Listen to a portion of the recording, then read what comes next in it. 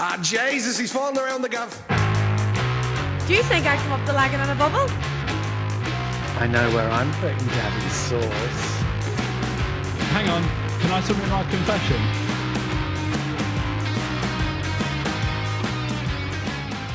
Welcome back to Meet in the Middle. I'm Danny. I'm James. I'm Rachel. And I'm Jake. And we are the podcast where British and Irish banter collide, bringing you chaotic laughs, bizarre confessions, and a whole lot of questionable life advice. Here is what's coming up. In Have You Heard, if you think your ex can hold a grudge, waiting to see how long the Irish can hold one. In Confessionals, a harmless game of naked ping pong takes a disastrous turn. Who knows what we'll put out of my furry purse this week? So try. Stay tuned for Boys Catch Yourself On as we find out what men do while they're on the phone. And in What the Fact this week, I'm taking us on a nostalgic, slightly unhinged trip down memory lane to find out whatever happened to the iconic 90s white chalky dog poo.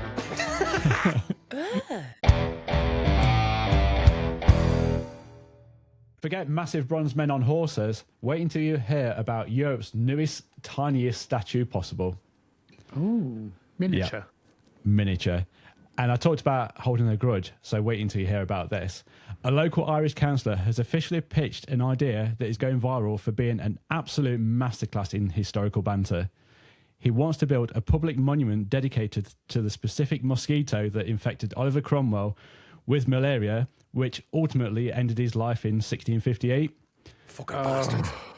Because Cromwell is widely despised in Ireland for his brutal 17th century military conquest. This single malaria-carrying mosquito is basically being treated as an unrecognized national hero. Are people really this bloody bored? Oh my God. So what, we're building a fucking shrine for a mosquito. Yes, basically. The proposal is pure genius, basically because of the scale. So the councillor isn't asking for a massive towering monument. He wants to create literally the smallest statue in the world. The plan is to place a tiny life-size replica of a mosquito on top of a normal-sized plinth in the town centre. Oh, for goodness sake. That is just pathetic. It's like when your balls hang lower than your dick. Well, I don't have that problem, so... Neither do I, Rachel, I was just saying. So it would be so small that tourists would likely need to bring a magnifying glass just to see the details of the insect that took down a military dictator. You're going to ask, where is this happening? Cork. Cork. I knew it was going to be Cork. Why did you know it's it was not. going to be Cork? I just knew it was going to be the rebel. They're known as the Rebel County. Oh. Yeah. So it's blowing up everywhere. So the story is going massive across social media because it perfectly captures the dark elite level of Celtic humour that probably James and Rachel, you know all too well. So it's actually dividing the internet. So history buffs are laughing at the sheer disrespect of it, while local councils are genuinely considering it because it's an incredibly cheap way to build a record-holding tourist trap. So it's going to bring in money whilst having a bit of, historical... How's that going to bring in money? Nobody can bloody see it. But tourists are coming in. Tourists are coming in into the town, spending, and so it's roundabout that way. No, I don't think that's genius at all. I think it's absolutely bloody ridiculous.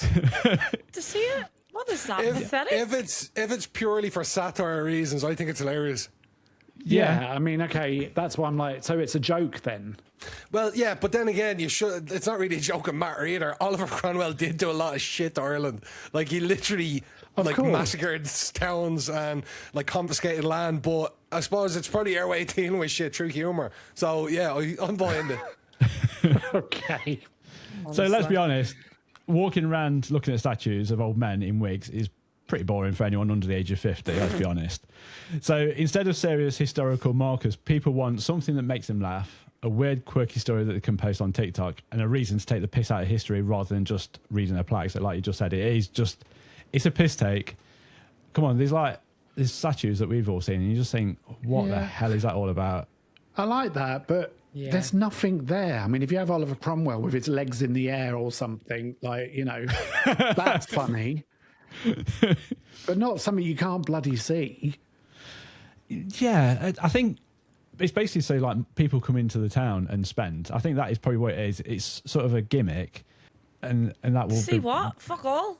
Yeah, Exactly. But the thing is, though, it will get the title of the world's smallest statue if it's done. So it will get that great. international footfall, and it's costing nothing Guinness to them. World Records, a fucking silly fucking mosquito. I'm just picturing now. Do you know the little small like flea from SpongeBob? I think his name is Plankton. Yeah. Do you know the guy I'm Yes. on about? I'm just Yeah. picturing like that. That was the little mosquito, that big Cromwell, and he had this whole master plan and to take over, to claim back Ireland. And this is what this little statue is for Plankton. Can I ask a question as well? How do they know that that is the actual mosquito? I mean, It's not going to be the actual mosquito. You have a point. You have a point. It's symbolising a mosquito. I don't think it's. okay. It's not the actual mosquito. No. So no. have they just picked a wee mosquito up off the floor and went, "Oh, he'll do. See him? He's got the part." Yeah, the mosquito like to claim his animosity, and he wanted to live a life as a recluse after the incident. Doesn't he look like the one that stung him? Oh, no way. That's brilliant. Oh, you No tell. pictures, no pops, no pops. Paint me like one of your French girls. But you're French mosquitoes. The thing is, it's not just on a little tiny mosquito plinth either. It's on like Just a. picture it now, just this mosquito going. Vroom, vroom, vroom. Little French mosquito. Vroom, vroom, vroom. Oh, yeah. It's going to be on like a full size plinth as well. That's what That's I what mean. makes it funnier. Yeah, it's just. Yeah. So I'm going to put it Well, out I'm not there. going. You're not going. Not going to Cork. Well, you're No. barred from From Cork Cork. anyway for slagging all the culchies. That is true. Oh, sorry about Actually, there'll be the statue of the mosquito and then a statue of Danny next to it. Yeah. that. Defaced and graffiti, broken up. Danny Cromwell. Oh no, please. Didn't he ban Christmas here as well? I think he did that. No, we and- didn't. Yeah, he did. Yeah, not Danny. Yeah, well, Cromwell? he did try to raid a load of the Catholics out of Ireland and claim back their land, and yeah. Yeah. So it's a little Typical history lesson. British. Yeah. Go on then. I want to know your level of pettiness. If you could do a statue of something so petty, what would it be? Oh, something really petty. While you're thinking of yours, I'll give you mine. Do you know the slow walkers in a supermarket with the massive trolley with hardly anything in it and they just can't decide which way they're Yes. going? That would be my statue. Mine would probably be a statue of like 20 people just standing in a queue. Oh my God. And then you bump Why? into one of them and you say sorry. Yeah. That's quite artistic though. I think you would see that in the Tate Modern. Yeah. That's where I was thinking it would be. James, Rach, have you got one? What about a massive statue of your ex? Like just massive in the middle of nowhere so the whole world can fucking see them as a massive dick. Yes. That is in. good. That is not petty at all. That is, yeah. Like you turn around and you just see them, you go, who's that? Oh, right, dickhead? Okay. Yeah. Oh, And the little plaque underneath. dick. Yeah. I'd probably have one. It only happened to me during the week, and it fucking boils my piss when somebody not even like slightly parks over a white line, but when the white line runs directly in the centre of the car. So I'd erect a statue for that. Yes. Yeah. Oh, I just love our sheer level of pettiness. It's up there. We've got it. So I want to know your levels of pettiness. What would your statue be?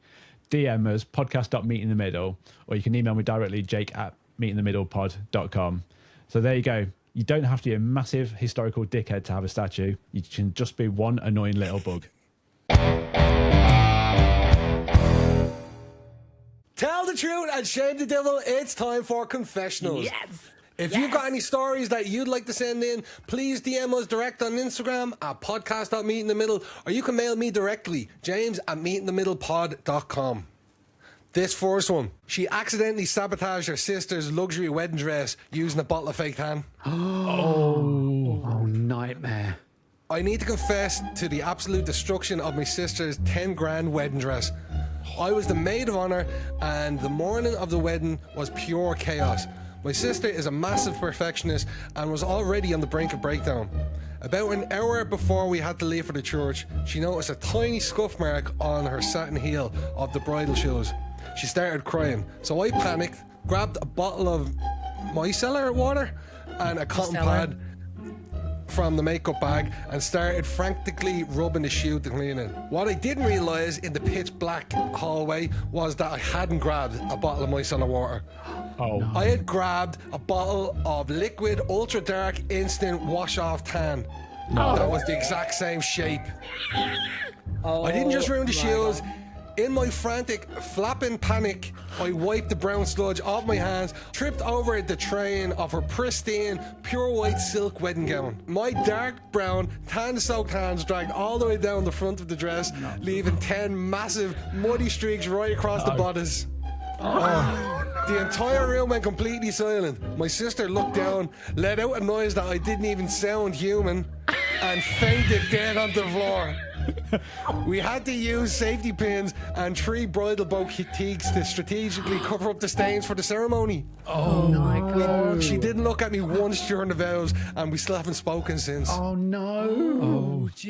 I mean, you couldn't. I mean, that your wedding day is the most important day of your life. Can you imagine? Oh, that poor love.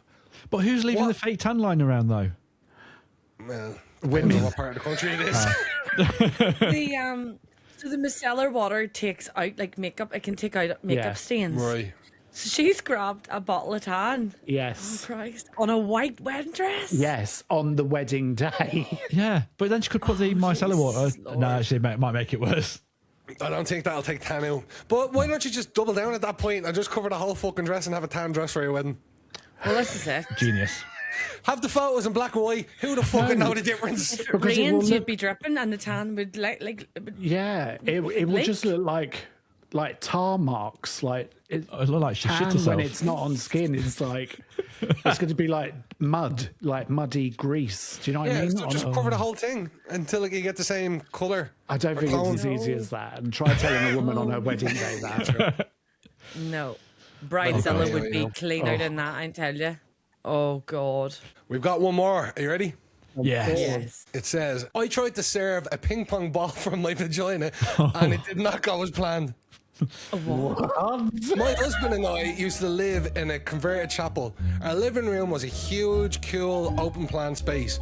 It was so big that we could fit a ping pong table right in the middle of it. Being completely young and carefree, we often played completely naked. Okay. One day, mid-match, my hubby decided to nip off for a quick wee. While he was gone, I thought it would be hilarious to pop a ball in my vag. As you do. On his return, I'd aim my fanny in the right direction and serve for the next winning shot straight from it. I put one foot on the table, took aim, and pushed with all my might. I hadn't factored in the hours of pelvic floor training that those girls in Bangkok must put in gaining their ping pong vag skills. It quickly became apparent that the ping pong ball in my vagina was not going to ping nor pong anywhere. My poor husband looked on in horror as I started scrabbling around, frantically shoving fingers in my vagina, desperate for a catch. This only pushed it further into the depths. I had to practically fist myself to get my fingers up behind the ball and gauge it out of a very sore vagina. The moral of the story is never underestimate the hours of training needed to acquire the skills of experts, particularly those in Bangkok ping pong girls. English untrained vaginas are probably just not up to the job. No. God, can you imagine? See, the next time I ever see a ping pong table or I will remember that story forever. Yes. I will never look at a ping pong table again in the same way. I can just imagine with one leg up on the table, just the Yes. face changing. Going, here, look. Oh, fuck. Oh, And then fuck. frantically, like, trying to fish it out. Oh, It's like when you're trying to get that last pickled onion out of the jar. It's like it just keeps going round and you're fingering away. And it's just swirling round. It's like it's in there somewhere. Pickled onion ball. Yeah. Or the crumbs out the end of the Pringles bottle. Oh, I'm dead. Oh my god. I'm done. Right. She's cute. She's furry. It's Rachel's furry purse. Oh. She's so wet, she my purse. It's time for Rachel's furry purse. Have you got a theme tune? Go on, Rach, dip your fingers in. Just want to dip your hands in? Yeah, Make sure go your nails on. are cut. Here we go. Here we go. Ruffling up. Pull a good one out. Finger in there. Hey, you'd be all right with that ping pong from earlier. Imagine you pulled out a ping pong. Oh, no. Excuse me. Okay, he's ready? Yes. Yeah. I don't know. Right. Would you vote for or against Trump?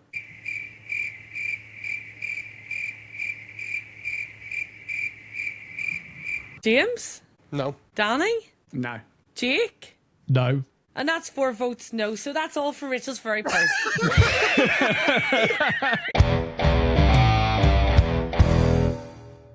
Welcome back to Boys Catch Yourself On. That's right, the segment where I look at male behaviour that us women have known about for years, but we really don't understand, but we do. Today's topic is...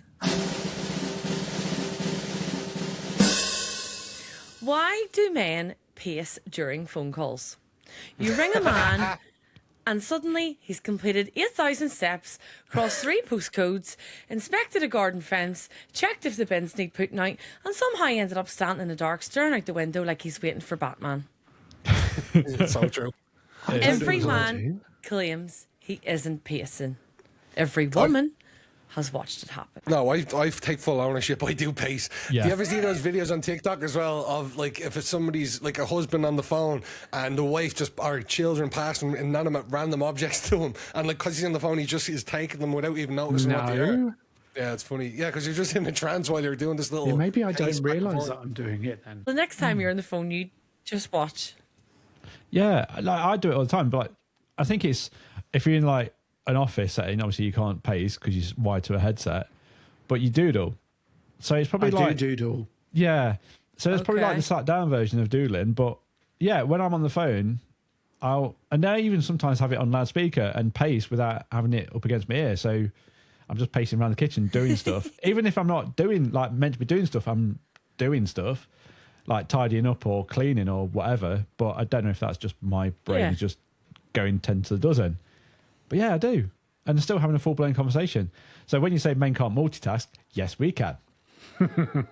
Oh, where's the weirdest place you've ended up during a phone call? Kathmandu. Down a random alleyway. No. I don't know. I think actually no. I find it weird when I am on the phone. I think I've done it with you guys, and I'll be in like somewhere like Tesco, and I go in with a plan, but end up walking around the whole of Tesco, up and down aisles, and I've not picked up what I want. I've just literally walked around. Don't and then when I come lie, off, Jake. Yes. You always end up with the bloody yellow label. Yeah. that's my end destination. But I've probably paced up and down. And Yeah, then, you do go on autopilot, don't you? I've done that where you're Yeah. like, oh, I didn't even think about where I was walking and I'm here. I get that all the time driving. Like if I'm listening to a podcast or even if I'm listening to music or on the phone, I'm driving, well, hands-free obviously, so not actually on my phone. But I'll be looking at the road and I'd be driving for 40 minutes and I'm at my house and I'm like, fuck, I can't recall the last 40 minutes of driving. How did Yeah. I get here? It's weird, isn't it? Yeah. I think that happens to everyone though. Do you pace more when it's serious news, like if there's gossip or if there's interesting news to talk about, like are you up and down the room or are you around in circles or like... I don't know. I think it's I the don't same feel like way. I can answer because I don't know if I actually pace. I definitely do. I'm getting like a mind's eye picture of me doing it. Even last week, I remember doing. I think I was on the phone to you, Rachel, and I was doing it. And then I always do it in work. I always pace, and I'm looking down on the phone or fiddling with stuff. And then when I was an electrician, I remember working in. I think it was a government building anyway, and I was just pulling the handles and like walking around, opening doors, and like walking into full Yes. opposites of people. I'm like, oh shit. I was about to Weird. say, do you ever find yourself opening random cupboards? Because Jake, you said you walk about the kitchen. Could you picture opening cupboards just like, Just yeah. checking hinges. Yeah. I'm just looking in the kitchen drawers and thinking, I didn't realise that was there. And then I'll just get distracted. Funny. And then probably tune out of the phone call and then tune into the cupboard. I've seen men answer a call and immediately start doing laps around the kitchen island like they're preparing for the Olympics. That'd be me. God. If somebody tracked your route during a phone call, what would it look like? Do you know, like on your phone with the maps? Yeah, it'd be Could you all picture- over the place. I'd be like a circling plane on flight radar. They'd be just doing circles. I'd be like one of those. Do you know? Remember those? I forget the name of the stencil things, and you put the pencil on. and draw it. Spirograph. Yeah, that's what I'd be like. Brilliant. Garden pacing, standing outside for no reason, looking out windows dramatically, walking room to room, suddenly becoming interested in household maintenance. Every man turns into a middle manager inspecting a warehouse, doesn't he? Yeah. Yeah. Right, enough. I'm going to tell you what women would do, right? Now, in fairness, women absolutely do this too, but only under very specific circumstances. For example, fresh gossip, relationship drama, somebody's done something outrageous, group chat emergency, a friend's ex has reappeared. Oh, the drama. A woman pacing means information is being downloaded at dangerous speeds. So, some questions for the lads. Is football transfer news enough? Never. Yeah. Not in Danny's books. No. Jake's with the books, girls. definitely. Yeah. James, no, I think you love a wee bit of gossip, don't you? Right, anyway. Here for it. Love the tea. Yeah. What's enough? All right, well, enough of your answers anyway. Women pace because the tea is hot. Men pace because somebody asked, have you got 5 minutes for a quick chat? But more observations here. A woman pacing is gathering evidence. A man pacing looks like he's negotiating a hostage release. I don't know who you are. So I'm going to give you the final judgment anyway. I've had enough Here we go. bullshit. And even though we all do it anyway, right? After hearing it all. I wonder what it's going to Men be. pacing during phone calls appears to be the same sort of factory installed feature. Nobody knows why. Nobody can stop it. And apparently no man has ever successfully taken an important phone call while sitting completely still. It's weird. But women also become mobile when the gossip is serious enough. So the final verdict is low-key fucking genius. Because it's extra exercise, it's better thinking, and it prevents awkward eye contact with absolutely nobody. So it turns a phone call into a productive walk, keeps men from becoming furniture. So congratulations, lads. You survived your low-key genius but acceptable investigation. Join us next week and you'll see more. Sorry, I just have to take a call. Hello? Yeah. Right. If you grew up in the UK or Ireland in the 70s, the 80s, or the 90s, I need you to stop what you're doing and answer me this question. Where has all the white dog poo gone? Oh. It's a proper generational mystery. If you are of a certain vintage, the white dog poo was part of the local scenery. It was as British as a red telephone box or a rainy bank holiday. You would, right? You'd be walking down the corner shop to buy a Freddo or a pack of bloody Space Raiders, and you'd have to hurdle over at least 3 or 4 chalky white turds baking in the sun. Part of our childhood. It was. Let's open the floor, right? So, Rachel, James, Jake, tell me your memories of ghost poo. Chalky white dog poo. It is. I do remember it, like going to the shop, like you say, going to the shop or whatever. But I think I know somebody who actually tried to pick it up and tried to use it as chalk. No joke. Do you remember, boys? Yeah. 100%. Do you know what I remember as well? A scene from Step Brothers where the school kids are bullying. Yeah. Yes. What's his name? Will Ferrell's character is like makes him lick the white dog shit. Yeah. Yes. But you know what? I'll take that dog shit any day over the dog shit now. Even having a dog, we all have had dogs.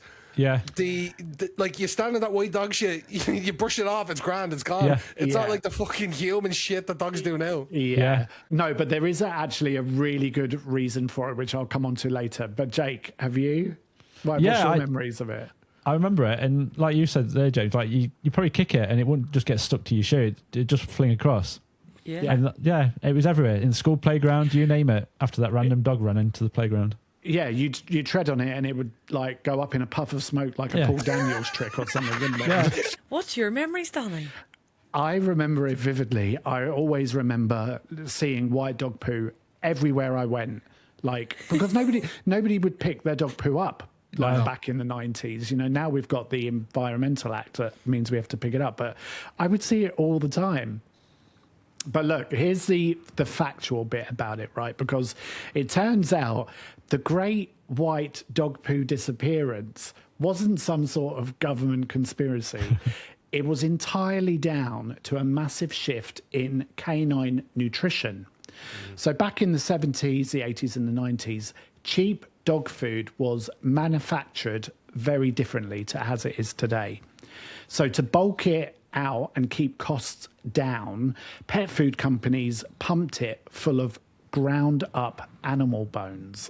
Yeah, that's what I heard. It was that, and it was also calcium, which you get from bones. Yeah. Well, because of this, cheap dog food was absolutely overloaded with calcium and phosphorus.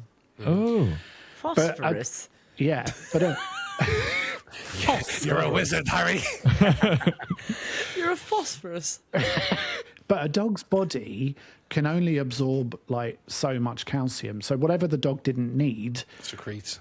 it processed it through its digestive system and then squeezed it out. Also, dogs used to run about the streets, like in and out of people. Like nobody used to walk their dogs. Their dogs used to just flower about everywhere. Just let the door open and then they'd come back. Away they I went. remember that. Yeah. Yeah. Now look, when a dog did a poo, first of all, back then, it was fresh. It looked fairly normal. But as it sat on the pavement in the British or the Irish, drizzle and the sun, the organic matter started to evaporate. So it was leaving behind a literal fossilized pillar of solid calcium. Oh, so it didn't come out like that? No, it came out like a normal poo. I always thought it came out like that. I'm like, geez, their arsehole must be ripped to bits. No, it came out like a normal poo. And then as it just sits, it then starts to fossilize because it's just calcium. So Mummified shit. For anybody that's watching, I do have a picture. So if you don't want to see it, if you're listening, you're okay. But I'm going to show it for those that are watching. Memory lane. So is this bringing back any memories for any? Oh my God. I feel like I'm 7 years old again. It doesn't look like dog poo. It just looks like chalk. Like, Shite. Yeah. White chalk shite. But yeah, that is what, we would see. It just looks like a prop from Indiana Jones, doesn't it? It's It basically literally looks like a set, and it doesn't even look like real dog shit. yeah. No harm. Yeah. I'm starving. Like, you've just put me off my food. I swear I've seen someone's house have a coffee table with some rocks that are shaped like that and under some leaves in the middle of Danny, he took that photo this evening. next to the coffee book tables. Obviously the 90s were gone and the 2000s happened.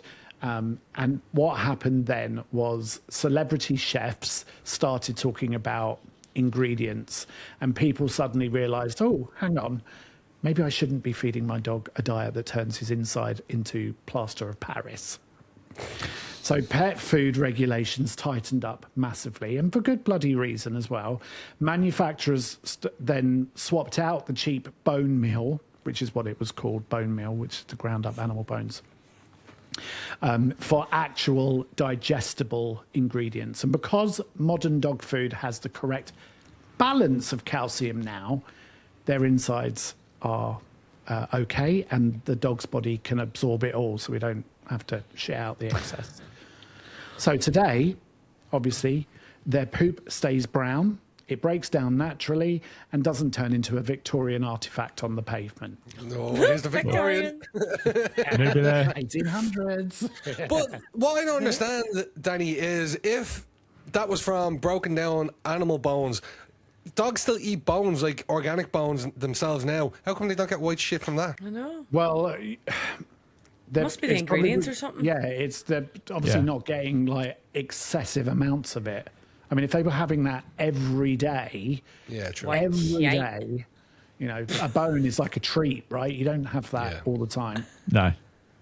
It's the chemicals as well that were in the food, I bet, like you said. Yeah. However, to all of my fellow canine lovers out there, while the chalky white poo has vanished from our streets, if you do see your dog passing white or very pale stools today, please don't get nostalgic.